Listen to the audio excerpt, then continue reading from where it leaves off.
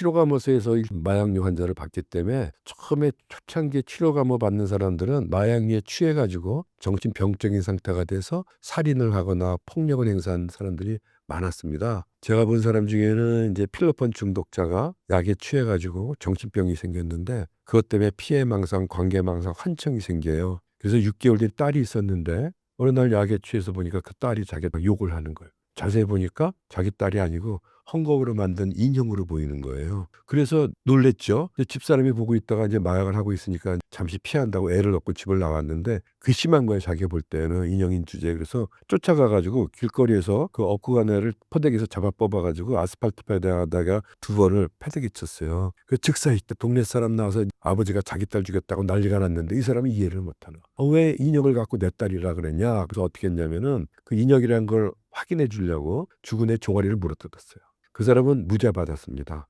향정신성 의약품 관리법 위반으로 징역 3년 받고 살인은 무죄. 왜냐하면 우리나라 형법에는 책임질 능력이 없는 심신 상실 상태에서는 무죄가 돼요. 그래서 이 사람은 정신병적 상태에서 책임질 능력이 없다고 보기 때문에 심신 상실로 판단해서 무죄가 됐어요. 그래서 무죄 원인이 정신질환이기 때문에 치료 감호를 선고를 해서 치료를 하게 하는 거죠.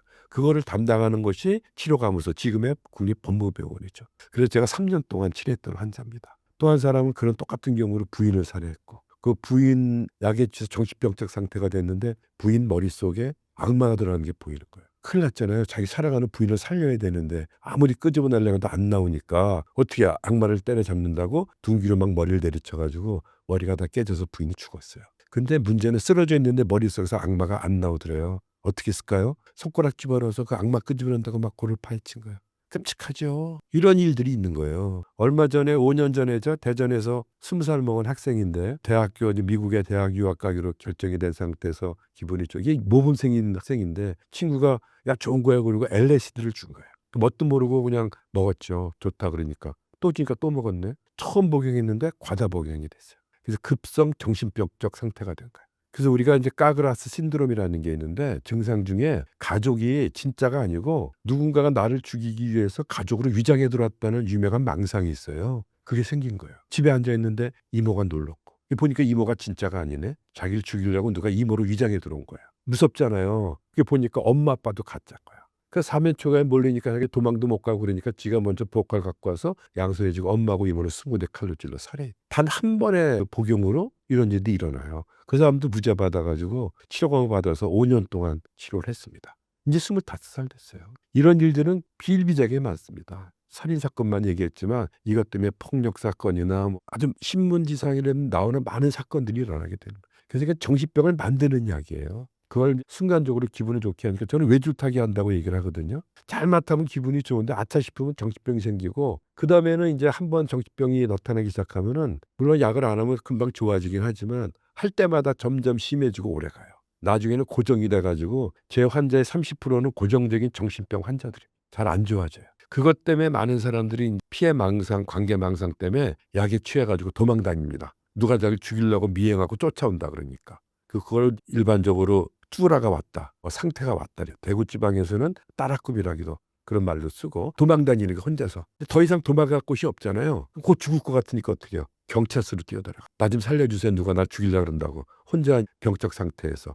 그거를 이제 만세 부른다. 이렇게 공짜로 잡히는 사람들이죠. 근데 경찰이나 검찰에서는 그걸 자수로 인정을 안 해요. 왜냐면 소위 미쳐서 들어온 거지 자기 의사로 자수한 게 아니잖아요. 그런 사람들이 굉장히 많습니다. 그런 것 때문에 자살한 사람도 많고요. 끔찍해요. 또 뭐가 있냐면은 아까도 얘기했지만 제가 치료하는 환자들이 회복을 해서 치료자로서 제 환자 중에는 제가 부곡병원 원장을 할 때 3년 동안 입원을 했어요. 그래가지고 거기서 원광 디지털 대학에 입학을 해서 인터넷으로 강의하는 거니까 졸업을 하고 사회복지사 1급 자격증도 획득을 하고 또 정신보건 전문요원 수련까지 받아가지고 그래서 바르크를 개설해서 환자들을 치료하기도 하고 제 환자 중에 여자분은 또 1년 동안 입원해 있었는데 그분도 학교 다녀가지고 정신보건 사회복지사가 돼서 제가 강남일지병원 할 때 우리 사회복지사로 같이 고용을 해서 하기도 했고 그런 사람들이 지금 많이 학교를 다녀요. 회복자들이. 치료가 어려운 사람들은요. 초범들입니다. 어린 사람들, 처음 시작하는 사람들. 왜 그러냐 그러면은 본인이 중독의 어떤 쓴맛을 못 봤잖아요. 그래가지고 중독의 무서움을 몰라요. 아무리 중독이 무섭다 그래도 해보니까 안 그렇던데 뭐 자기 느껴보지 못하잖아요. 그래서 치료를 잘 안 받습니다. 오히려 정과가 많고 오랫동안 중독에서 고생하는 사람들이 모든 걸 잃고 나서 찾아와요. 중독은 본인이 스스로 치료를 안 받는 게 특징이라 그랬잖아요. 중독에서 가장 중요한 치료는 뭐냐면은 동기 강화요법입니다. 내가 중독이 됐다는 걸 인정을 해야 돼요. 그래서 치료할 때 중독이라는 걸 인정하게 해서 본인이 스스로 치료받게 만들어야 되거든요. 아무리 치료 환경을 좋게 만들어도 본인이 호응을 안 하고 안 받으면 소용이 없잖아요. 그래서 그거는 언제가 좋으냐? 가장 빠를수록 좋은데 스스로 안 오니까. 어떻게 보면 법적인 문제가 됐을 때 그때가 가장 빠른 시기예요. 법적인 문제가 됐을 때 치료를 연결할 수 있으면 좋잖아요. 그러면 병원에 와서 치료를 받아야 돼. 그러면 선처를 받을 수 있으니까 치료받으러 올 때 그때 마약으로 인해서 네가 이득 본 게 뭔지, 앞으로 얼마나 피해를 볼 것인지, 중독이라는 게 왜 반복할 수밖에 없는지를 설명해 주고 이해시킬 수 있잖아요. 중독의 기전이라든가 그 결말에 대해서. 예를 들면 우리가 암을 알아보지는 않았어도 암의 무서움을 다른 사람의 경험을 통해서 충분히 알고 있죠. 그리고 초기에는 증상이 없다 그래서 내버려 두질 않잖아요. 없다 그래서 가만 내버려 둔다고 없어지는 게 아니라 점점 진행이 돼서 말기까지 가는 걸 다 알잖아요. 그러니까 온 국민이 암에 안 걸리려고 스스로 예방 활동하고 건강검진 통해서 초기에도 빨리 치료하려고 노력하듯이 중독도